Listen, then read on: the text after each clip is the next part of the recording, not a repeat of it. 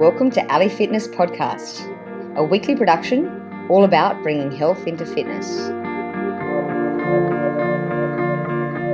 After seeing a niche for good quality meat in Hong Kong, Emma Pike established Farmers Market, providing exceptional meat, speaking from personal experience, and fine foods to Hong Kong families. So the products include fresh Australian beef, lamb, pork, salmon, chicken, and several other products. Firstly, Emma, welcome to the podcast. Thank you for having me. Excellent. Look, I really appreciate what you've done for Hong Kong, and I know it all sort of came from wanting to educate people on different qualities of meats and why it was so important to know where they came from. Obviously, you saw a niche in the market. Yeah, over the last few years, there's been a few people come into this market. I've lived in Hong Kong for 12 years, and 12 years ago, it was a different ballgame. You could get quality meat and you could at a reasonable price. But unfortunately, over the years, everything becomes commercial and becomes a product. So then people were trying to sell it cheaper or obtain it cheaper, but still selling it at the same price. So what we tried to do is, and just saying that I didn't want to feed my kids something that I didn't know where it came from. So I wanted a bit better quality that was already out on the market. I spoke to a few friends and actually started as a hobby, just with some friends importing some meat and then distributing around to some friends. And then everyone kind of got wind of it and it kind of expanded quite a lot. Wow. So how much difference is there between, say, the quality of meat and fish from one shop to the next?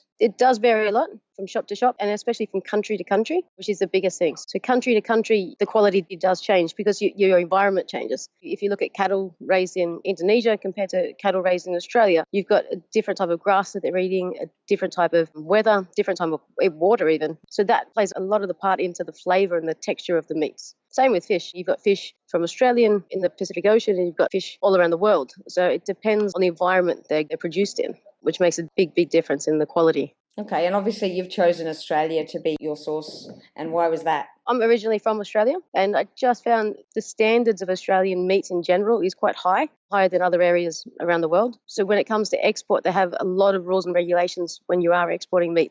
Just because of the standards and the quality assurance, there's no shortcuts. If there's a farm in Australia that doesn't meet those standards, then they can't export. It's just cut off. So looking at the standards especially. So the fact that they can export from Australia already puts them in a fairly high category. Yeah, definitely. Your meat is mainly from the south of Australia? Yeah, beef comes from the Sapphire Coast, down at the bottom of New South Wales. So we've got the best of both, and the lamb as well. So it's along the coastline, so we get plenty of rain, plenty of grass, plenty of sunshine. It's just at the bottom of New South Wales above Victoria, and then we get a range of our other products from within Victoria. We chose the Sapphire Coast just because of that, because of the water. The farm that we get our meat from is great, so it's all traceable. The more you go north, you kind of get some grass, some grain. Some people might say it's grass-fed, but it's only a portion grass-fed because they just don't have the water up in the north part of Australia. You're talking about grass-fed versus grain-fed. What exactly do you mean by grass-fed and grain-fed? Something to just be aware of. So 100% grass-fed means it's only ever eaten grass. So it's been out to pasture and it's had grass its entire life, which is the natural food that it should be eating. Grain-fed, it could be grain-fed in a paddock as well, or it could be in a feedlot. But grain-fed is man-made product, obviously, and it fattens up the cow.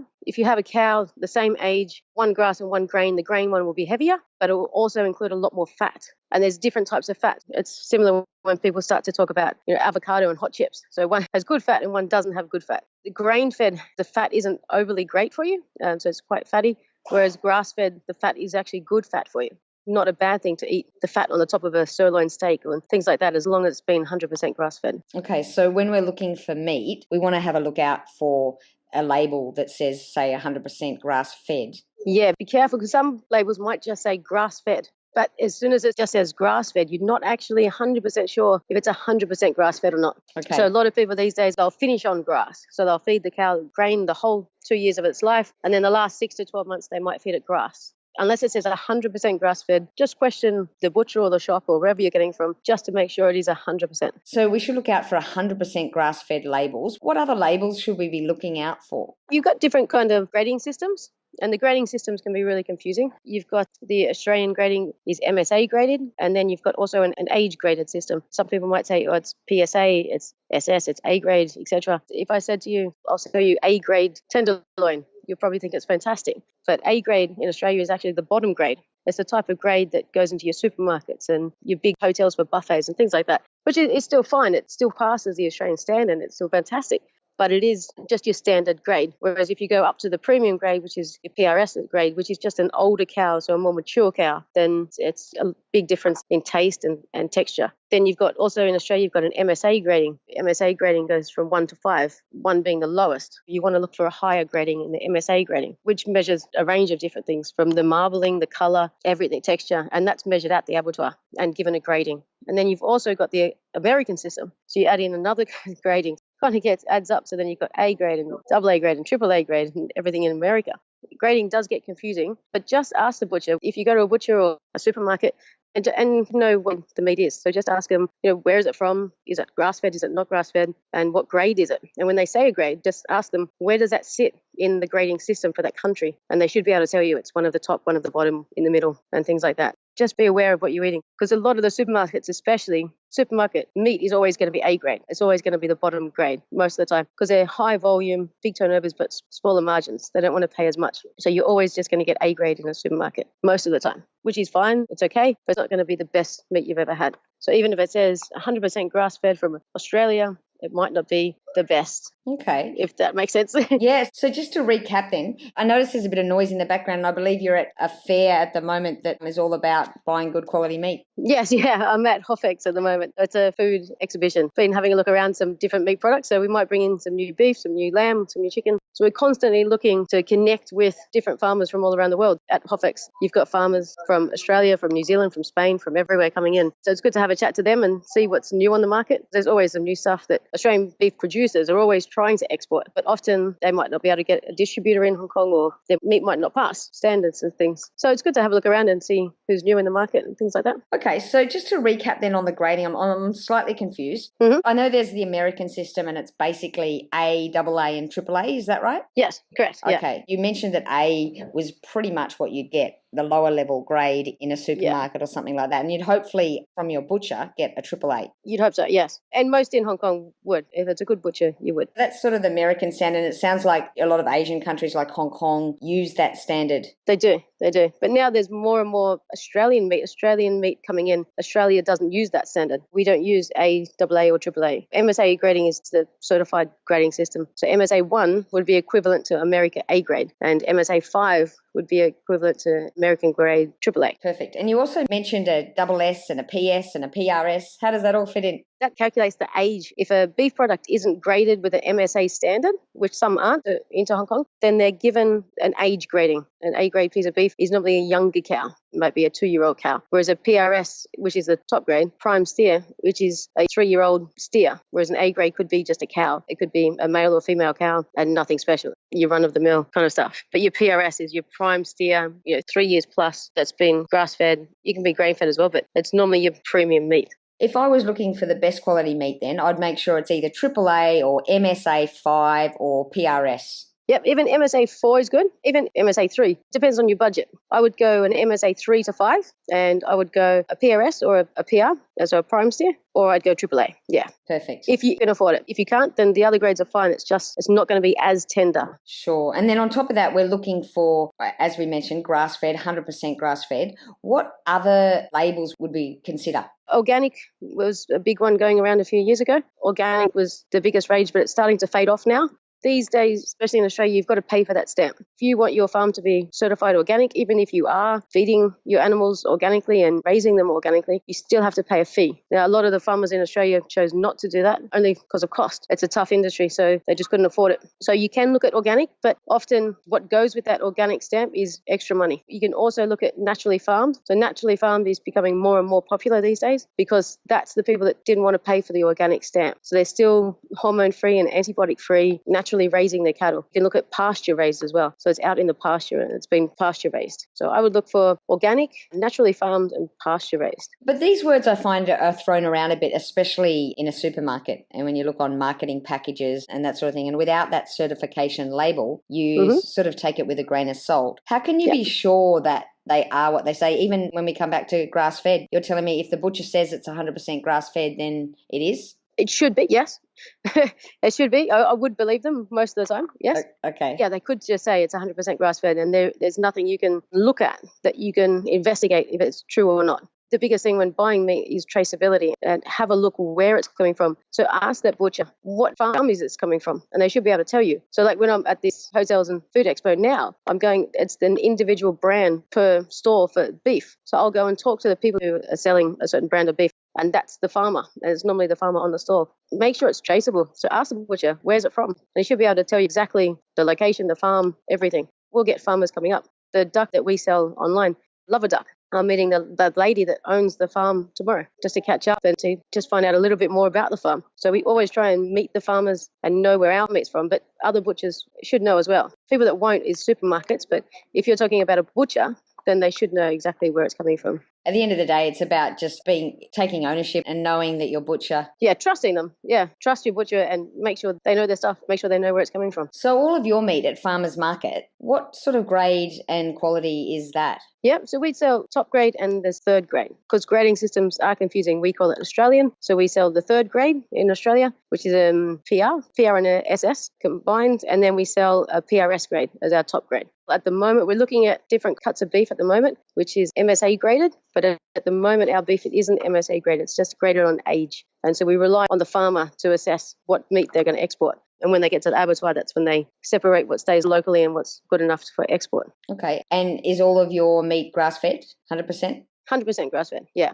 100% grass-fed, and we fly it up. Actually, the other thing to look for is previously frozen. So we fly all ours up chilled, so it comes in fresh, and we normally sell most of ours fresh. The only things we do freeze once it gets to Hong Kong is things with a bone in. Once you have a bone in product, the shelf life of that product is a lot shorter. And the smaller you cut the meat, like mince, for instance, it goes off a lot faster. If you've got a 7-kilo strip loin, that's going to last 21 days or more, up to 60 days in some cases, if you ate in different circumstances. But mince will only last maybe 2 days fresh. So it's a big difference, the size of meat. But look for previously frozen, especially in the supermarkets. Question if it's been defrosted and refrozen again and defrosted and refrozen again. So if it's been previously frozen, eat it straight away. Don't refreeze it. And just ask when, even if you're buying from a butcher, has this been previously frozen? And so what about fish? I've noticed that about 80% of fish these days are actually farmed and not wild, like say salmon. Why is that the case? It's just a bit harder. We fished a lot of fish out of the ocean, so there's not as much wild salmon as there used to be.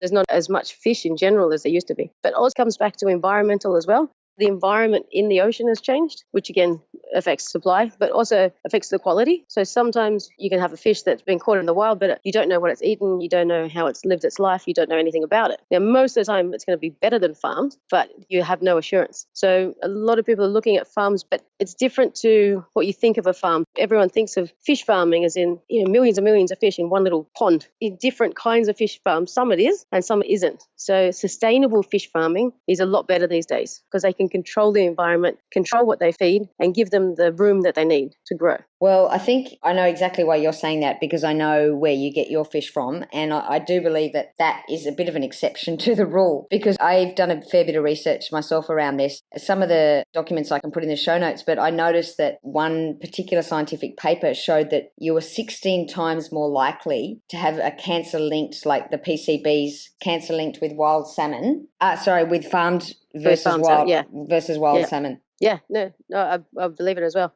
Especially in Norway, the farming is just massive. So the amount of salmon that comes out of, say, Tasmania is, I think, something like 1% or less than 1% of what Norway does in a year. So why is your farm salmon so good? It's a family-run business as well. So it was started by a husband and wife many years ago, and it's kept in the family. It has just listed on the stock exchange market, but it's still kept with the same standards. They have large pens out in the ocean, and they allow so many square meters per salmon to swim with. So if you get a whole salmon, for instance, from Tasmania, it'll be fine. And if you compare that to a whole salmon from Norway, sometimes the salmon fins are a little bit cut off or a little bit scraped. And that's because they're swimming so close to each other that they can't swim. They're just scraping against each other the entire time that they're feeding and eating and living. So whereas in Tasmania, they care about the salmon. And the thoughts behind the salmon huon in Tasmania is if you give the salmon a bit more freedom and open space, they'll grow bigger, and which is better for them. So they give that room, and they've got the room down in Australia, and they've got a different kind of culling process and all kinds of things.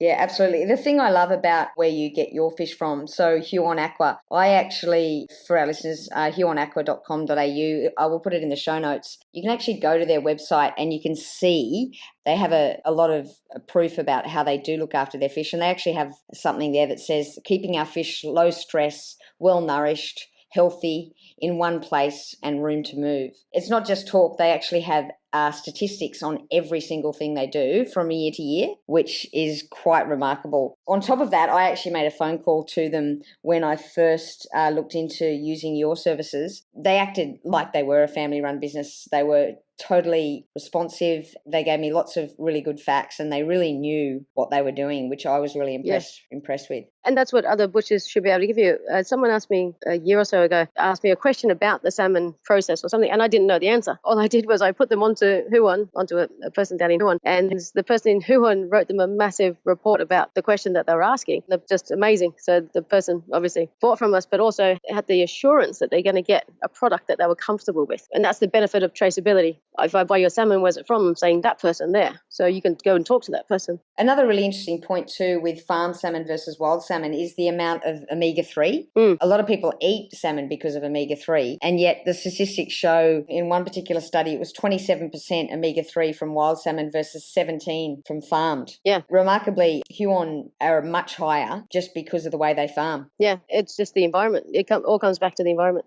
So if you give an animal free range, so that's what the word free range goes around a lot. If you give it free range to live and to grow as it naturally should be as best as possible, yet keeping it in a confined area so you've got a little bit of control over it, then it's going to grow as best as it can. What are the red flags when it comes to buying fish and meat? Yeah, there's a few things, especially with fish. With fish, if you're buying whole fish, and a lot of people, in Hong Kong buy from the markets and things like that, have a look at their eyes, and salmon as well. If they don't have any eyes, if the butchers cut them out, then it's going to be a really old fish that they're trying to move. Because when a fish or salmon gets a bit older, so when it's been sitting there for a day or two, the eyes start to go a bit cloudy and a bit glossy. So have a look for clear eyes. If it's got really clear eyes, then it's going to be as fresh as it can be. But if the eyes are removed altogether, then I'd try and avoid something like that. If you're buying meat and the butcher can't exactly tell you where it's from or how it was farmed or what grade, and they don't know anything about it, then I'd be a bit curious as to why they're selling it to you. And if they don't even know where it's from or what it's eaten, that's a big concern, a big flag that I'd put up against myself. Fresh meat should have a rich, eye-catching colour, so it should be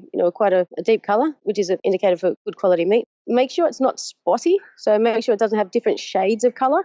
If you've got a meat that may be a little bit older, it's going to be a little bit darker in one area and a bit lighter in another. So that might be a bit of a fact that it's past its time frame or it's just getting a little bit older now. A lot of people look at different cuts. I love ribeye steak. And ribeye steak, the better ribeye steak that I like, has a lot of fat running through it, which a lot of people might look at and they'll go, but it's fatty. And I'm like, yes, but if it's 100% grass-fed, that little bit of fat is going to just melt on your fry pan or barbecue or however you cook it. And that's going to become super tender. So you want that little bit of fat running through it. You're not going to taste it when you eat it. It's going to dissolve into the meat. So it's going to be really, really nice. So don't be scared of a little bit of fat when you are looking at 100% grass-fed meat. Look at the texture, a good texture. It's not going to be sloppy, things like that. Know your cuts as well, I'd probably say. So a lot of people don't actually know what beef they eat. They'll go to a restaurant and they'll just pick, okay, I'll have a ribeye or I'll have a sirloin or I'll have a tomahawk, but they don't actually know what cut it is. There's just a few generic cuts. So your ribeye is good barbecue steak that you can't overcook too much. It's always going to be tender.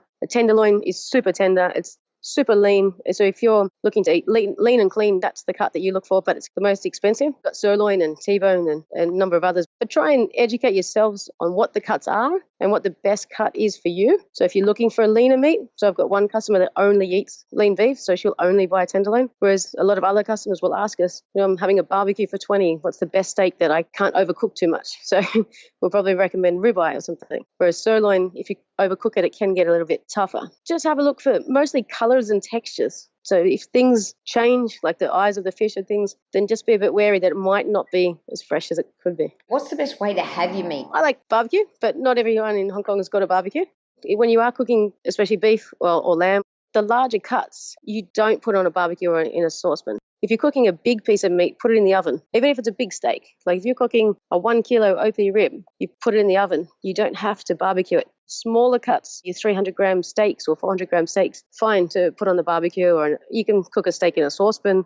My son, he's only 10, but he'll sometimes have a 200-gram ribeye steak for breakfast. And we'll just quickly pan fry it in the saucepan for about 2 minutes and he's done and he will eat it. When you are cooking, whether you cook it in the oven or on the fry pan or on a barbecue, etc., try and let it rest. So a lot of people don't let it rest. So they cook and cook and cook until it's fully cooked. And then they take it off. But then it's still cooking while it's off the hot plate. So it's still going to cook for another 10 minutes. And that's what makes it overcooked. So always take it off before it's cooked and then let it rest for about 10 minutes because it's going to continue to cook inside. That resting period allows all the juices inside to stay inside. So when you cut it, you're not going to get blood going everywhere. That process has already happened while it rested. And it's just going to be so much tenderer. So let it rest. Don't be afraid. It's not going to go cold. So, Emma, would you let it rest also before you cook it? No, some people say yes and some no.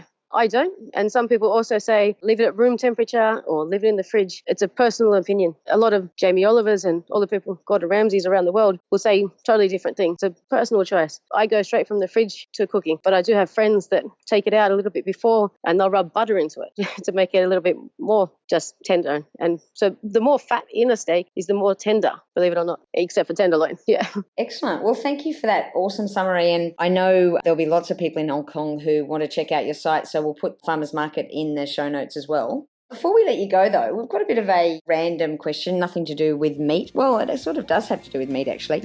Do you have a tattoo? No tattoos. No cows on my butt or anything like that. No. So if you were to have a tattoo, what would it be? I actually wanted a tattoo when I was about 18. My best friend and I were going to get little devils with pitchforks, but never went through with it. But, so I don't know. I've never been a fan of tattoos, but so I've never been brave enough to go get one. So I don't know what I'd get. You're still not wishing for that devil with the pitchfork then? No, I think that's over now. Yeah. Just as well you didn't get it then. Yeah. Excellent, Emma. Well, thank you for your time. All right, thank you. Thanks, Ali, and all the best.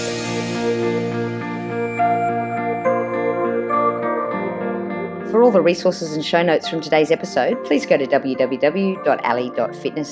If you liked today's episode, please show your appreciation by going to iTunes, give us a 5-star review and subscribe.